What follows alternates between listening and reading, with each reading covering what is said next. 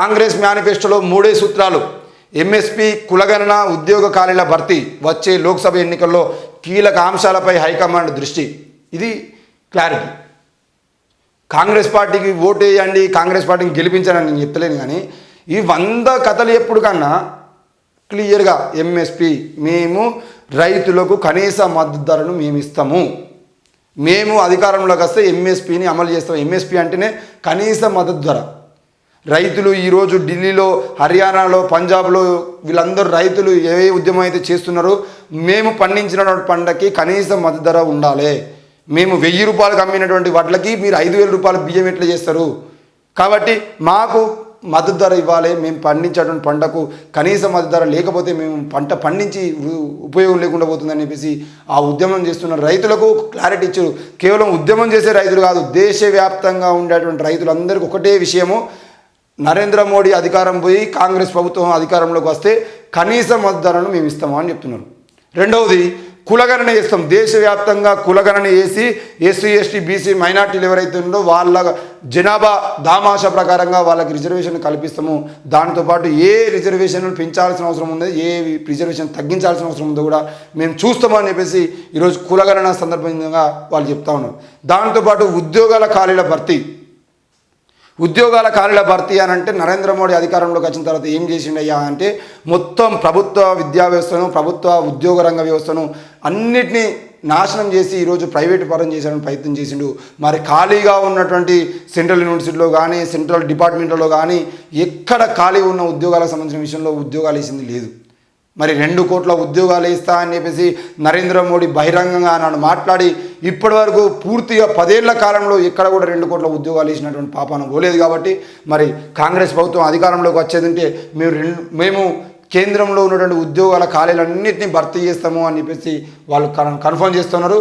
మరి రైతులు పండించినటువంటి పంటలకు కనీస మద్దతు ధరని చట్టపరమైన హామీగా అమలు చేయడం, దేశవ్యాప్తంగా కులగణన నిర్వహణతో పాటు ఇప్పటికే ఉన్న ప్రభుత్వ ఖాళీలను ప్రాధాన్యతపై భర్తీ చేయడము, ఇవి 2024 లోక్సభ ఎన్నికల కోసం కాంగ్రెస్ మేనిఫెస్టోలో ప్రముఖంగా ఉంటాయని కాంగ్రెస్ వర్గాలు తెలిపాయి.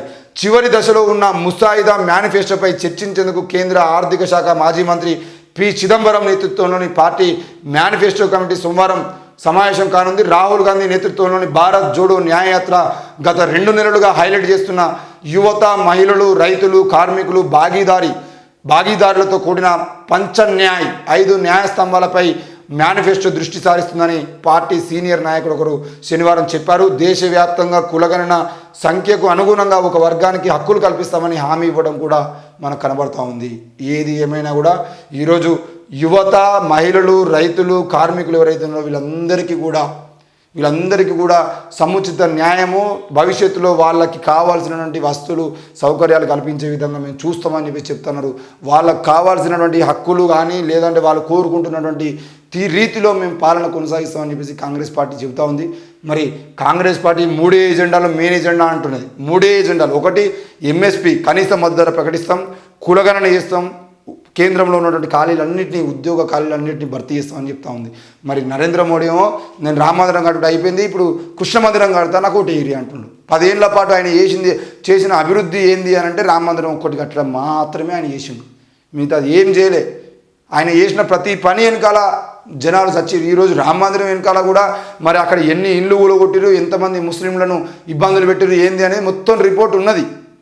ఈరోజు అక్కడ బిజినెస్ కోసం, అక్కడ జాతీయ రహదారుల కోసం ఈరోజు అంబానీ, అదానీ లాంటి వాళ్ళు హోటల్ నిర్మించుకోవడం కోసం, వాళ్ళ హోటళ్ళ కోసం చిన్న హోటళ్ళను ఎన్నిటి మూసివేసారో కూడా అందరికీ తెలుసు.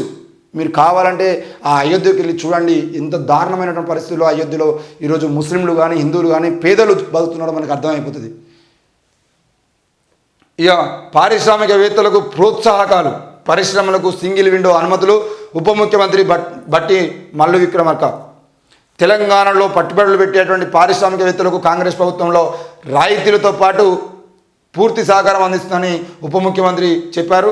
శనివారం హైదరాబాద్లోని హైటెక్ సిటీలో జరిగిన సిఐఐ వార్షిక సదస్సులో ఆయన మాట్లాడుతూ పరిశ్రమల స్థాపనకు కొత్త పారిశ్రామిక పార్కుల ఏర్పాటుకు ప్రణాళికలు తయారు చేస్తున్నామని తెలిపారు. సాధారణ రాయితీలతో పాటు మహిళా పారిశ్రామికవేత్తలకు ప్రత్యేక ప్రోత్సాహకాలు అందిస్తామని చెప్పారు.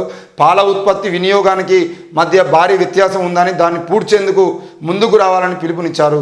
ఏది ఏమైనా కూడా పారిశ్రామికవేత్తలకు ప్రోత్సాహకాలు ఇస్తామని చెప్పేసి ప్రతి ప్రభుత్వం చెప్తూనే ఉంది, వస్తూనే ఉంది, పోతూనే ఉంది. కాబట్టి ఇప్పటికైనా కాంగ్రెస్ ప్రభుత్వమైనా మహిళా పారిశ్రామిక, ఎందుకంటే నరేంద్ర మోడీ నోట్ రద్దు చేసిన తర్వాత, ఆ డిమానిటైజేషన్ అయిపోయిన తర్వాత ఎప్పుడైతే ఈ దేశంలో ఉన్నటువంటి పారిశ్రామికవేత్తలు చిన్న చిన్న పరిశ్రమలు పెట్టుకొని నడిపిస్తున్న వాళ్ళందరూ కూడా కొలాప్స్ అయిపోయారు. మరి ఆ వాళ్ళకి మళ్ళీ తిరిగి రుణాలు ఇవ్వడము, ఆ కంపెనీలను తిరిగి ప్రారంభించడానికి ప్రయత్నం కూడా కాంగ్రెస్ ప్రభుత్వం చేయాలని చెప్పేసి కోరుతున్నాం.